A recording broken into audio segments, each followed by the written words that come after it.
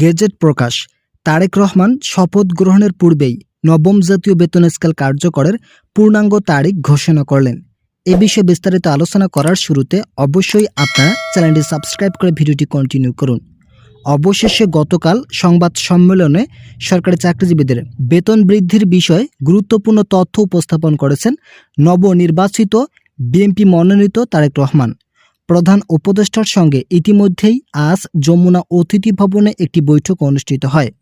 এই বৈঠকে প্রধান উপদেষ্টা বলেন, আমরা অর্থ উপদেষ্টার সঙ্গে বৈঠকে চূড়ান্তভাবে বেতন বৃদ্ধির সিদ্ধান্তগুলো নিয়েছিলাম।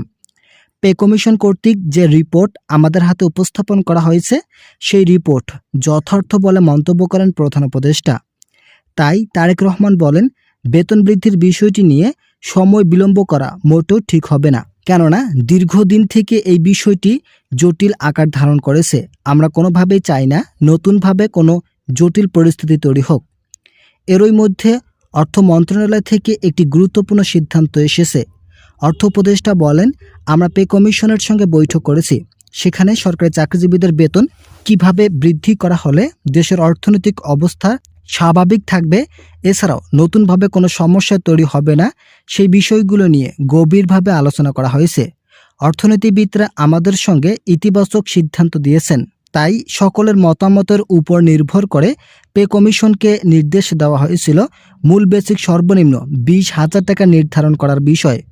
অবশেষে পে কমিশন 20,000 টাকা মূল বেসিক নির্ধারণ করায় সরকারি চাকরিজীবীদের দীর্ঘদিনের যে অবহেলিত জীবনমান ছিল তা উন্নয়নের নতুন ভাবধারা শুরু হয়েছে। নির্বাচিত সরকার যেহেতু সময় বিলম্ব করতে চাচ্ছে না, তাই আমরা কোনোভাবেই সময় ক্ষেপণ না করে নবম পে স্কেল বাস্তবায়নের বিষয়গুলো নির্বাচিত সরকারের দ্বারাই বাস্তবায়নের সিদ্ধান্ত নিতে সক্ষম। যারা এখনও চ্যানেলটি সাবস্ক্রাইব করেনি তারা অবশ্যই সাবস্ক্রাইব করুন। যমুনা অতিথি ভবনে তারেক রহমান স্পষ্ট ভাষায় বলেন, প্রধান উপদেষ্টা ডক্টর ইউনূস যেহেতু বেতন বৃদ্ধির লক্ষ্যে কমিশন গঠন সহ সকল কার্যক্রম ইতিমধ্যেই শেষ করেছেন। এছাড়াও রিপোর্ট প্রধান উপদেষ্টার কাছে খুবই ইতিবাচক হিসাবে মনে হওয়ায় নবম পে স্কেলের গেজেট প্রকাশের নতুন একটি ডেডলাইন ঘোষণা করা হয়েছে। এই ডেডলাইন অনুযায়ী সরকারি চাকরিজীবীদের দীর্ঘদিনের যত সমস্যা ছিল সকল সমস্যা সমাধান করা হবে বলে শতভাগ নিশ্চয়তা দিয়েছে তারেক রহমান। প্রাথমিক দিক থেকে বেতন বৃদ্ধির বিষয়টি নিয়ে বিভিন্ন জটিলতা থাকলেও তারেক রহমানের সঙ্গে ইতিপূর্বে সরকারি কর্মচারী মহলের একাধিক সদস্যবৃন্দ সাক্ষাৎ করেছেন। সেখানে তিনি বলেছেন, আমরা যদি নির্বাচিত হই তাহলে দ্রুত বেতন বৃদ্ধি করব, কেননা সরকারি চাকরিজীবীরা দীর্ঘদিন থেকে বিভিন্ন সমস্যায় জর্জরিত। তাই তাদের অর্থনৈতিক অবস্থান শক্তিশালী করতে হলে অবশ্যই বেতন বৃদ্ধির ভূমিকা অপরিসীম। শেষ পর্যন্ত তিনি নবনির্বাচিত হওয়ায় এখন বেতন বৃদ্ধির বিষয়টি নিয়ে ইতিবাচক তথ্য উঠে আসতে শুরু করেছে। নবনির্বাচিত সরকার প্রধান বলেন, আমরা দেশ সংস্কারের দায়িত্ব হাতে নিয়েছি। আমাদের বিজয় মানেই সারা দেশের 22 লক্ষ সরকারি চাকরিজীবীদের বিজয়। তাই সবাই দলকে সমর্থন করে বিজয়ী করেছেন। তাই তাদের সকলের দাবি দাওয়া মিটিয়ে নবম জাতীয় বেতন স্কেল কার্যকরের মাধ্যমে আর্থিক শক্তি বৃদ্ধি করা হবে। আমরা ইতিপূর্বে যেহেতু কথা দিয়েছি, তাই নবম বেতন স্কেল দিয়েই শুরু করব দেশের অর্থনৈতিক উন্নয়নের নতুন কাজ। মোট কথা, সকল কার্যক্রম বাস্তবায়ন করার আগে সর্বপ্রথম নবম জাতীয় বেতন স্কেল কার্যকর ঘোষণা করা হবে। যারা এখনও চ্যানেলটি সাবস্ক্রাইব করেনি তারা অবশ্যই সাবস্ক্রাইব করুন।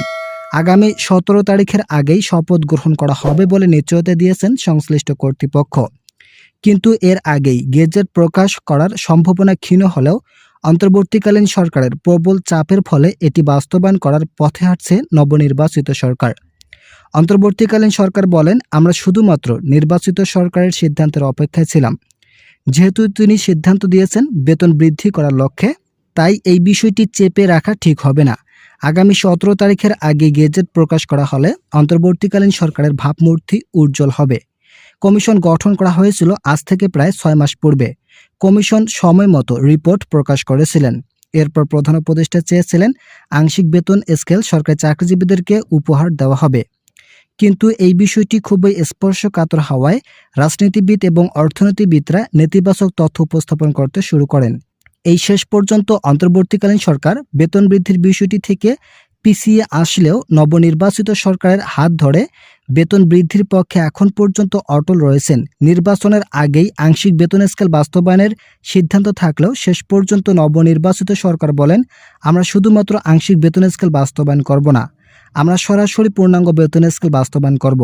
সরকারি চাকরিজীবীদের দীর্ঘদিনের সমস্যার সমাধান এক নিমিষেই ঘটবে এবং নবনির্বাচিত সরকার ও অন্তর্বর্তীকালীন সরকারের ভাবমূর্তি উজ্জ্বল হবে। ভিডিওটি শেষ করার পূর্বে যারা এখনও আমাদের এই চ্যানেলের নতুন সদস্য আছেন তারা পরবর্তী আপডেট পেতে চ্যানেলটি সাবস্ক্রাইব করুন।